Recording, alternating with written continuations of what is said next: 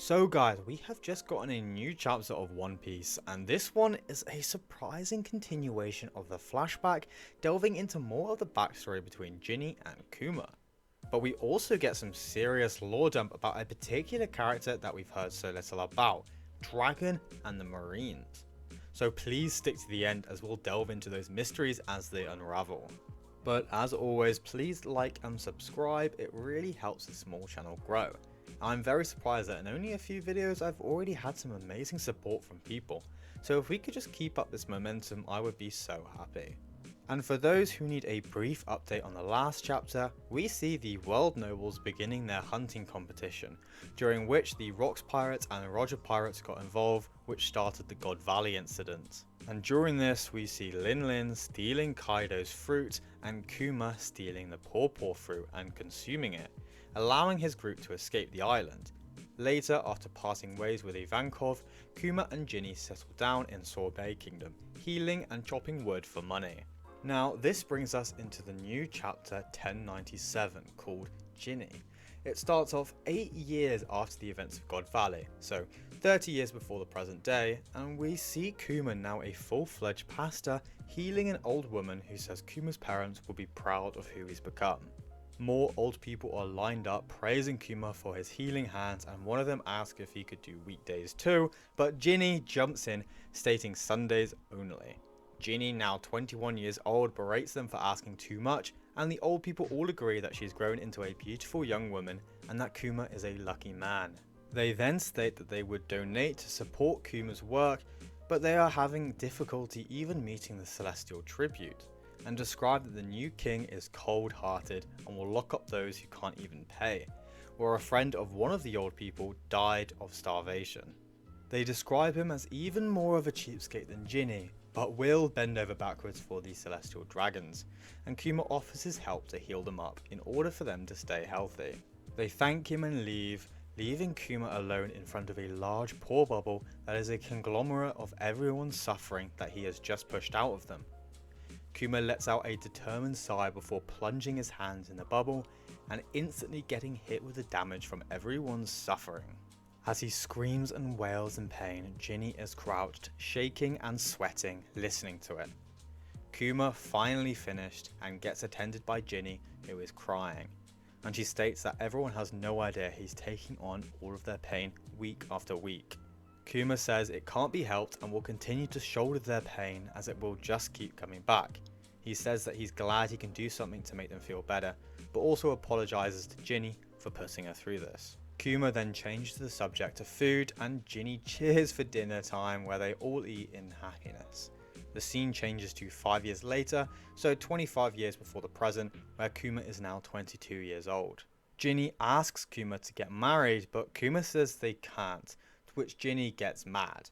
She asks if it would make Kuma happy, but Kuma is hesitant as he is reminded of his Buccaneer blood and how his mother was taken away from his dad because of their interracial coupling. Kuma again changes the subject and talks about the new freedom fighters in the newspaper and that they have new bounties after inciting riots in different countries. He remarks on one freedom fighter called Dragon and calls him a hero. He then states that one day he wants to head out into sea in order to save people. Ginny doesn't say a word, but is interrupted by a knock on the door. It's the kids from the previous chapter all grown up handing Kuma and Ginny fish from their haul that day. While Kuma thanks them, Ginny annoyingly throws a bucket at Kuma and exclaims that he's an idiot under her breath. The flashback then moves on to 3 years later, so 22 years before the present, where Kuma is 25 years old. Kuma is seen arguing with the royal guard of the Sorbet Kingdom while they attempt to kidnap people. They reveal that they are allowed to do whatever they want to the people of the southern province. Kuma, now infuriated by them trying to enslave people, uses his devil fruit powers to create a large explosion. The king of the Sorbet Kingdom is then seen describing his plan to cut out the people in the southern province, which contains Kuma's church and the old folks village. He reveals that the celestial tribute is decided by the country's population and doesn't want to be weighed down by the cancer in the south, so he is changing the borders of the kingdom. The scene then switches to Kuma, Ginny and a few others being thrown in jail.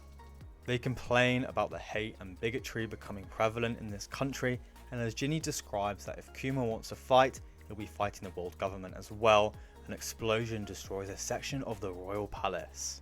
We see two very familiar faces suddenly overthrow the Sorbet kingdom, freeing the people as they rejoice in the streets below.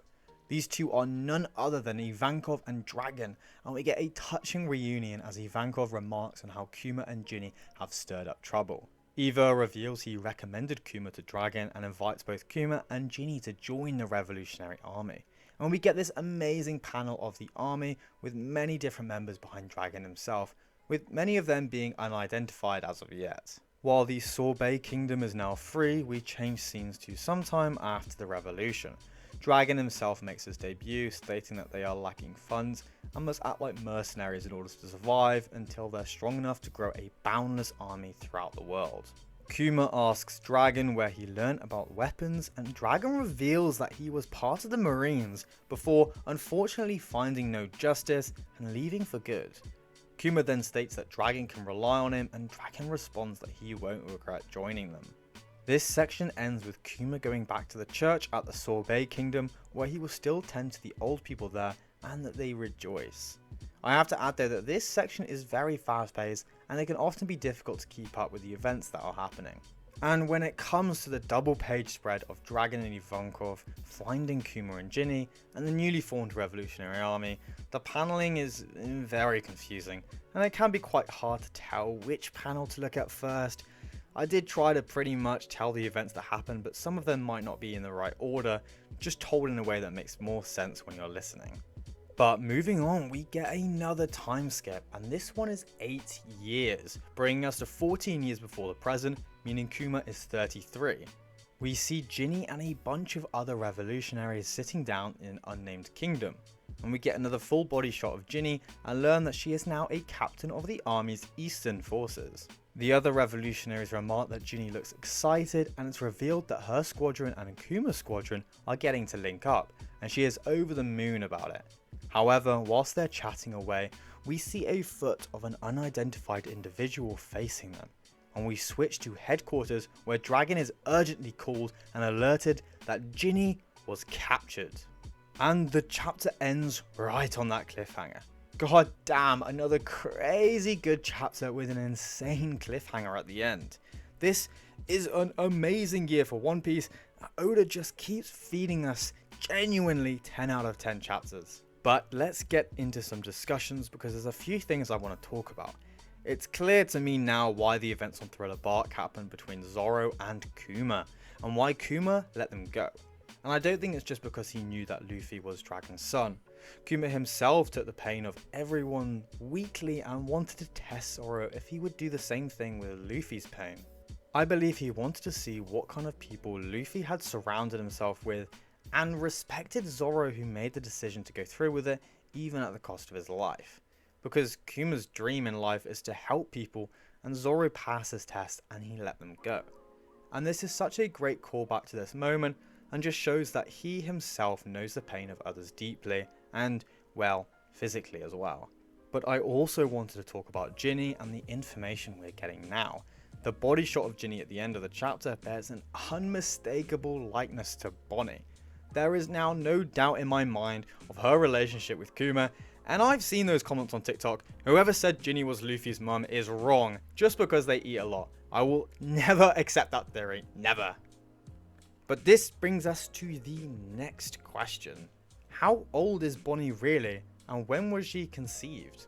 We have a way better timeline now of the events of Kuma's past, and there could be an answer to that burning question.